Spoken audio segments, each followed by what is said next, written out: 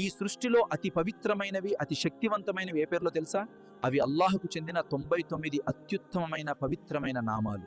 దైవ ప్రవక్త ఇలా తెలియచేశారు, అల్లాహకు 99 పేర్లు ఉన్నాయి.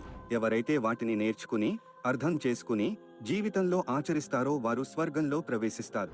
ఈ పవిత్ర రమదాన్లో అల్లాహ్ యొక్క 99 పేర్ల గొప్పతనాన్ని, వాటి అర్థం మరియు వివరణను 99 నేమ్స్ ఆఫ్ అల్లాహ్ అనే సిరీస్ లో తెలుసుకుందాం. కాబట్టి ప్రతి ఒక్కరూ ఈ సిరీస్ ను చూడండి, ఇతరులకు షేర్ చేయండి.